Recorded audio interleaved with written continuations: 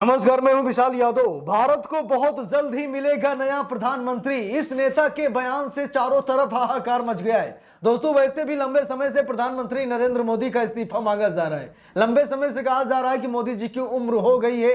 75 साल की राजनीति में बड़े बड़े नेताओं ने राजनीतिक तौर पर इस्तीफा दे दिया है, वो रिटायर हो चुके हैं। तो आखिरकार मोदी जी कुर्सी से चिपक कर क्यों बैठे हैं, वो भी उस उम्र में जब मोदी जी फैसले लेने से पहले कांपते हैं, उनके हाथ पैर अक्सर कांपते हैं, जुबान लटपटाती है, अक्सर हम सभी लोग देखते हैं। लेकिन उसके बावजूद भी 2029 तक देश का पीएम बनने का ओहदा मोदी जी रख रहे हैं। लेकिन दोस्तों, वहीं पर महाराष्ट्र के एक नेता हैं जिन्होंने ये कह दिया कि भारत को जल्द ही एक नया प्रधानमंत्री मिलने वाला है, यानी नरेंद्र मोदी हटने वाले हैं। दोस्तों, वहीं पर सुप्रीम कोर्ट ने जांच एजेंसियों के दुरुपयोग पर मोदी सरकार और जांच एजेंसियों को जमकर फटकार भी सुप्रीम कोर्ट ने लगाई है। तो आज मोदी सरकार को डबल झटका यहां पर मिलता हुआ नजर आ रहा है। अब सबसे पहले मैं आप लोगों को महाराष्ट्र की राजनीति में बड़ा नाम कमाने वाले पृथ्वीराज चौहान का यह बयान दिखाता हूं, जहां पर उन्होंने कहा है कि देश को जल्द नया पीएम मिल जाएगा और वो प्रधानमंत्री मराठी मानुष होगा, यानी कि वो महाराष्ट्र का होगा। भाई, महाराष्ट्र में कौन ऐसा चेहरा है जो मुख्यमंत्री बनने की रेस में?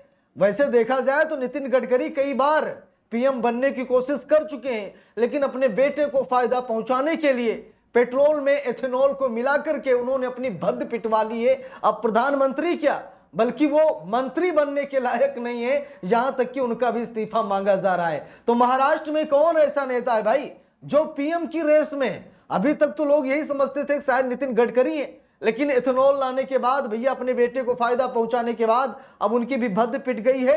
अब वो मंत्री भी बनने के लायक नहीं बचे हैं। ऐसे में प्रधानमंत्री तो बहुत दूर की बात है। लेकिन कई बार नितिन गडकरी ये बता चुके हैं कि मैं पीएम बनने की रेस में था, मैं पीएम बन जाता।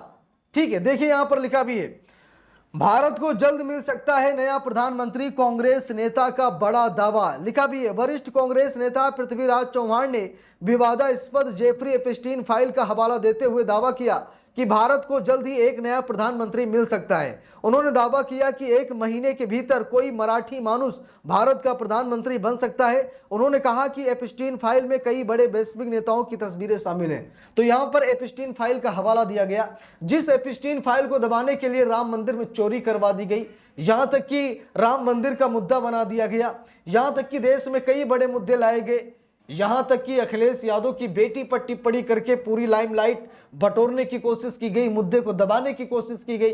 ठीक है, तो बात ही दोस्तों कि ये भाजपा के लोग हैं, ये बड़े बड़े मुद्दे को छिपाने के लिए उससे बड़े बड़े मुद्दे सामने ले आते हैं ताकि मेन स्ट्रीम मीडिया के कैमरे उसी तरफ चले जाएं, कोई हमारे बारे में चर्चा ही ना करे। तो यहां पर पृथ्वीराज चौहान, जो कि वरिष्ठ कांग्रेस के नेता हैं महाराष्ट्र के, इन्होंने कहा कि बहुत जल्द भारत को नया प्रधानमंत्री मिल जाएगा। और इन्होंने टाइम भी बता दिया कि 1 महीने के अंदर, 1 महीने में नरेंद्र मोदी देश के प्रधानमंत्री नहीं रहेंगे। एक तरफ राहुल गांधी कह रहे हैं कि 1 साल के अंदर नरेंद्र मोदी देश के पीएम नहीं रहेंगे, वो हट जाएंगे। ममता बनर्जी भी कह रहे हैं कि हम मोदी सरकार गिरा देंगे। यानी कि चारों तरफ से एक ही खबर, मोदी जाने वाले हैं, मोदी जाने वाले हैं। एक ऐसा टाइम था जब ये ऐसा सुनने को मिलता था कि मोदी आएंगे, मोदी आने वाले हैं। अब मोदी जाएंगे, मोदी जाने वाले हैं जैसे ट्रेंड दिखाई दे रहे हैं, सुनाई दे रहे हैं और खबरों में सुर्खियां भी बटोर रहे हैं। अब दोस्तों, बात यह है कि अशोक चौहान ने, पृथ्वीराज चौहान ने इतना बड़ा खुलासा तो कर दिया, इतना बड़ा बयान तो दे दिया, जो कि एक विवादास्पद बयान माना जा रहा है। लेकिन दूसरी तरफ सुप्रीम कोर्ट ने राजनीतिक लड़ाई में सरकारी मशीनरी के गलत इस्तेमाल को लेकर के सीबीआई को फटकार भी लगाई है। अब दोस्तों, हम लोगों को मालूम है कि ईडी सीबीआई किसके लिए काम कर रही है, ईडी सीबीआई किसके इशारे पर काम कर रही है, ईडी सीबीआई को कौन कंट्रोल कर रहा है, ये हम सब लोगों को अच्छी तरीके से मालूम है। और एक मामला सुप्रीम कोर्ट में गया, जहां पर सुप्रीम कोर्ट ने साफ साफ कहा, हिंदुस्तान अखबार में खबर भी छपी, लिखा भी है, राजनीतिक लड़ाई के लिए मशीनरी का इस्तेमाल क्यों, सुप्रीम कोर्ट ने सीबीआई को लगाई फटकार। तो यहां पर देख लीजिए, सुप्रीम कोर्ट ने सीबीआई को फटकार लगाई कि जहां पर राजनीतिक लड़ाई है, जहां पर एक नेता दूसरे नेता से लड़ रहा है, एक नेता दूसरे नेता पर वार प्रतिवार कर रहा है, आरोप प्रत्यारोप लगा रहा है, तो इसका मतलब ये नहीं है कि बोरी बिस्तर बांधकर आप उसके घर चले जाएं। आप रेड मार दें, आप छापेमारी कर दें, आप उसको गिरफ्तार कर लें। आपको ऐसा नहीं करना चाहिए। आप देश की एक संस्था हैं जिस पर ना सिर्फ देश बल्कि विदेश भी विश्वास करता है। अगर आप किसी एक नेता के इशारे पर नाचने लगेंगे, किसी एक नेता के इशारे पर काम करने लगेंगे, तो ऐसी जांच एजेंसी का मतलब क्या रह जाएगा? तब तो पार्टी की एजेंसी हो जाएगी, भाजपा की एजेंसी हो जाएगी। और क्या भाजपा की एजेंसी देश हित, लोकतंत्र और संविधान के लिए काम कर सकती है?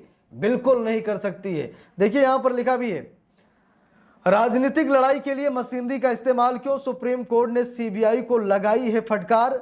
अब हम सभी लोगों को लग रहा है कि शायद सुप्रीम कोर्ट की इस फटकार से सीबीआई को समझ में जरूर आएगा।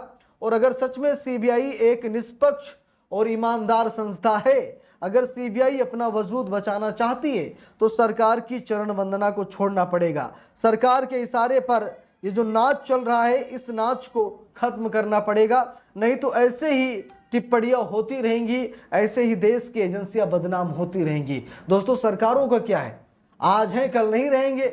आज चुनाव जीत रहे हैं, कल चुनाव हार जाएंगे। कभी किसी ने सोचा था कि कांग्रेस सरकार बाहर होगी? कभी किसी ने नहीं सोचा, लेकिन हुआ। कांग्रेस आज सत्ता में आने के लिए तरस रही है। एक समय ऐसा था जब बीजेपी सत्ता में आने के लिए तरस रही थी। आज सत्ता में है तो कल वो भी तरसेगी। आज कांग्रेस नहीं तो कल कांग्रेस आएगी। लेकिन हाँ, ये जो संस्थाएं हैं ये हमेशा रहेंगी। सीबीआई पहले भी थी और सीबीआई आज भी है और आगे भी रहेगी। सरकारें बदलेंगी, सरकारें आएंगी, सरकारें जाएंगी। इसीलिए संवैधानिक संस्थाओं में बैठे हुए अधिकारियों को यह समझना चाहिए कि सरकार की चरण वंदना से पहले उन्होंने संविधान की शपथ ली है। उन्होंने निष्पक्ष होकर, ईमानदार होकर फैसले लेने की कस्में खाई हैं।